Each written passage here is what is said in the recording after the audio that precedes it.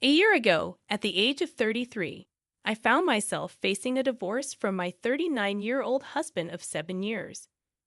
We had met during an internship where he was training as a surgeon, and our relationship had flourished.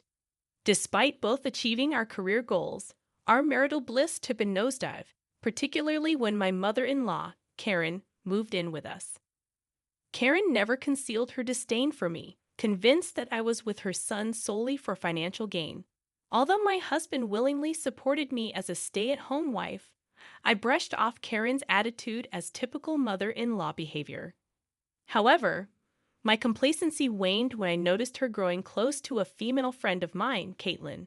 Karen consistently brought up Caitlin in conversations, even comparing us in front of my husband. Initially, I believed Karen was attempting to steer my friend towards my husband, thinking Caitlin was a more suitable match. I couldn't have been more mistaken.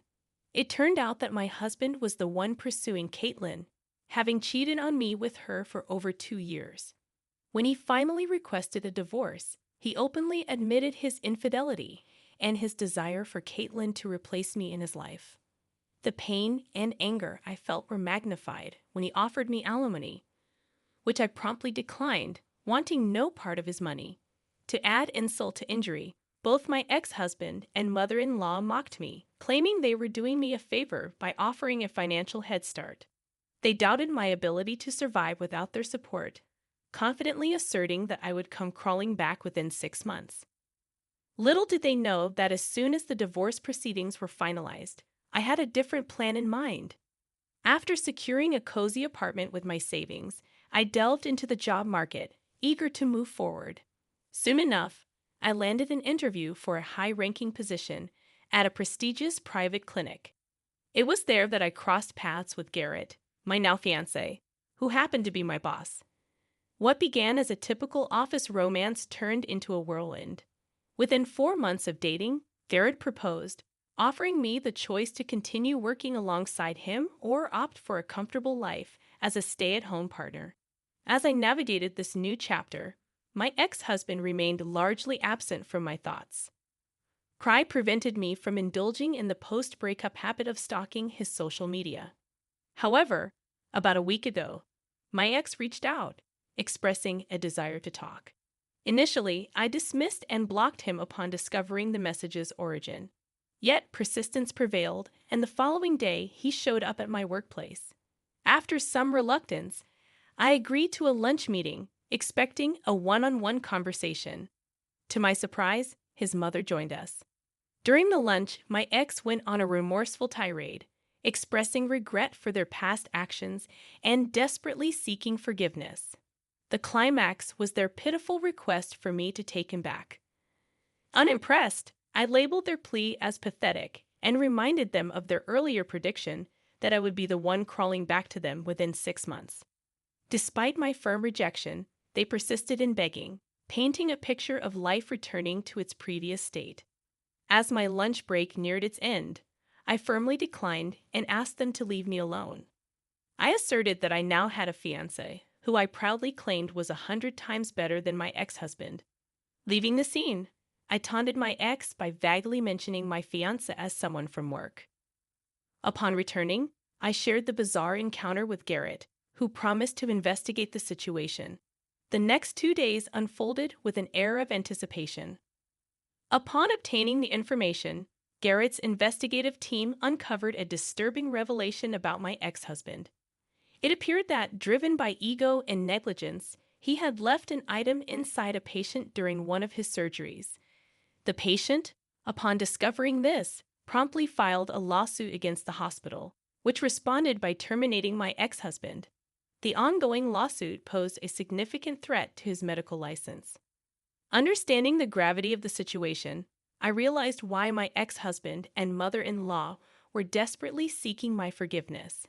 However, I turned to seek the perspective of others, posing the question, am I the a-hole for refusing to take my ex-husband back despite their pleas? In the first update, I shared that 2 days after the lunch confrontation, Garrett handed me an envelope containing a report filled with inaccuracies and lies aimed at discrediting me. It was evident that my ex-mother-in-law and her son were behind this attempt to tarnish my reputation. The letter emphasized my relationship with a coworker and referenced company policies, revealing they had done some research. Ironically, they failed to realize that my co-worker boyfriend was the owner who had implemented those policies. I chose to ignore their efforts, anticipating that it might not be the end of their schemes.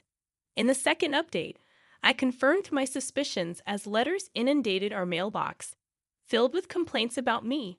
Fake accounts posted negative reviews on our clinic's review site, all part of their orchestrated attempt to sabotage my career. Despite the fake nature of these accounts, the relentless assault on my professional reputation was unnerving. The situation made me reflect on the potential consequences had I not been in a relationship with Garrett.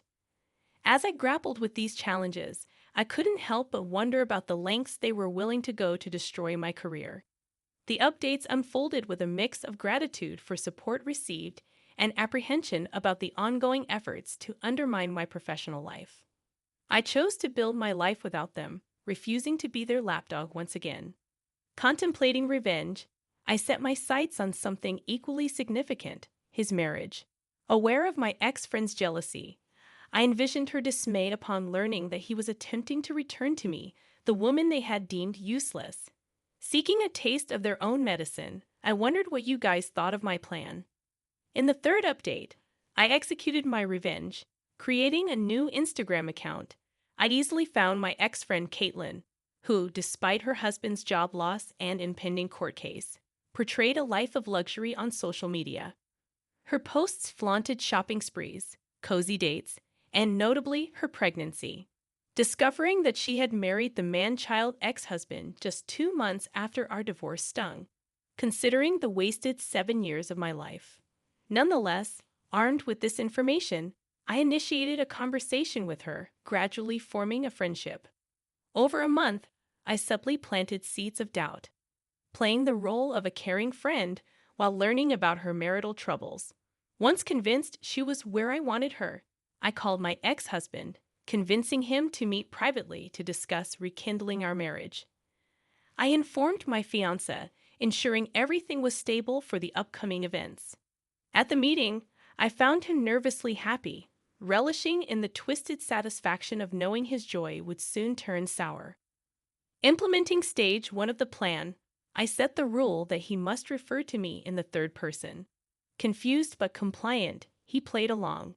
Transitioning to stage 2, I used leading questions to extract information about his marriage. As expected, he unleashed a torrent of slander, detailing his unhappiness, lack of love for his wife, and regrets about leaving me. He even expressed distaste for the unborn child, wishing for a miscarriage. He willingly threw his current wife under the bus, outlining explicit plans to return to me at the first opportunity. Though some details are not safe for work, the outcome aligned perfectly with my expectations. He willingly exposed his true colors, confirming that my revenge plan was succeeding. Once I successfully deceived him into pouring out his heart, I sweetly assured him that I needed time to process everything. I promised that the next time we met, I would be single and ready to rekindle our relationship. He eagerly embraced this prospect, displaying childlike excitement.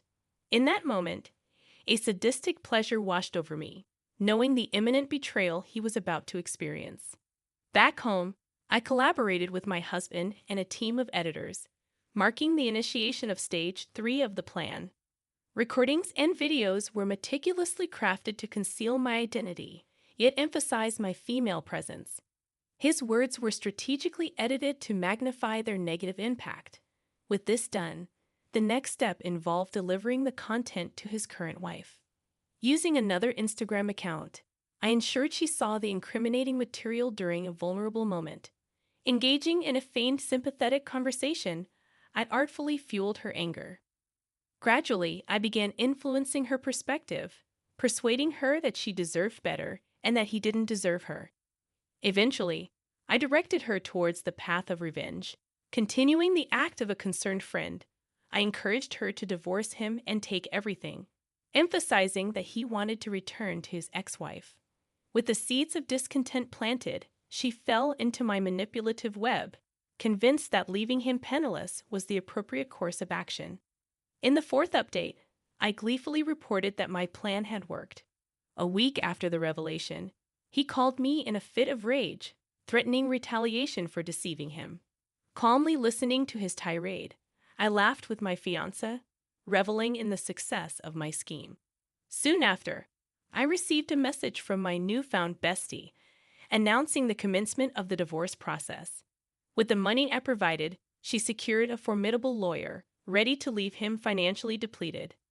As usual, I continued my manipulative influence, planting sinister ideas in her mind. Once convinced that she had turned against him, I disappeared, citing business as an excuse.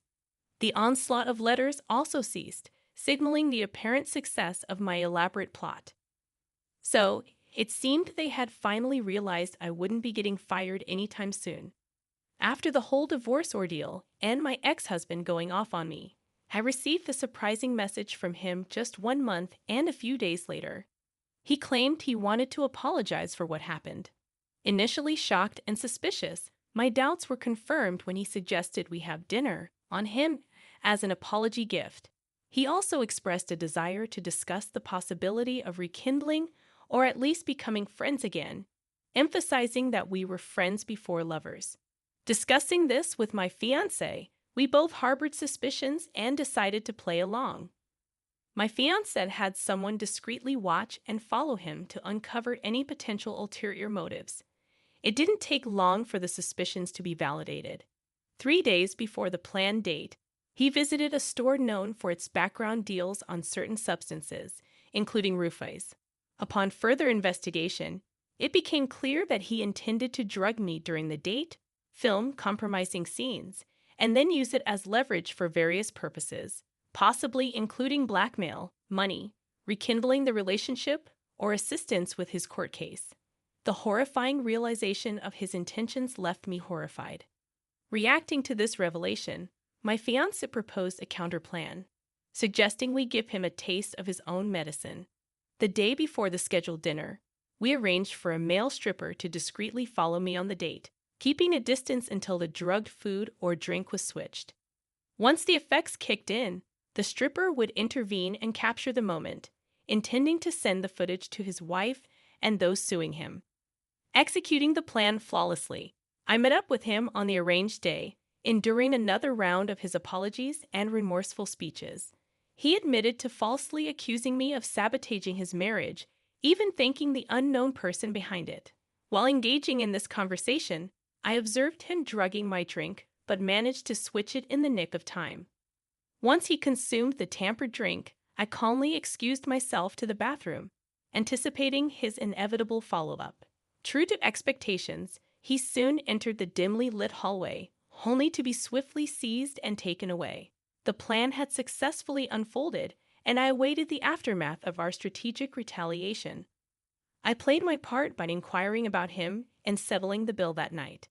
The events of that evening were a blur, but the morning after, his wife texted me, claiming she was devastated.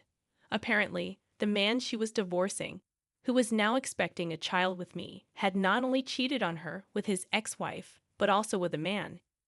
It was a ludicrous situation, and though I struggled to maintain a composed demeanor, I kept up the act.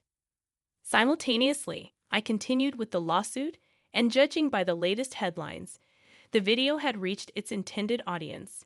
That's the gist of what's been happening. I sense that everything is approaching a resolution, and soon things will return to normal.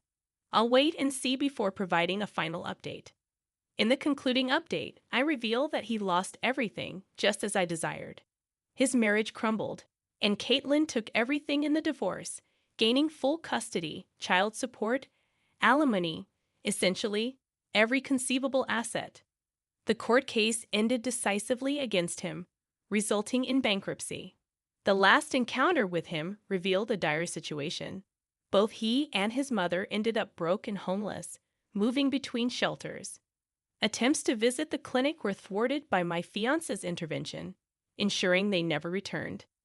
As I prepare for my upcoming marriage, I reflect on the irony that he divorced me with the belief that I would suffer without them. Yet it's he who finds himself begging for scraps. I express not just their deserving fate, but the manifestation of karma. Grateful for the support throughout the story, I conclude, acknowledging that karma indeed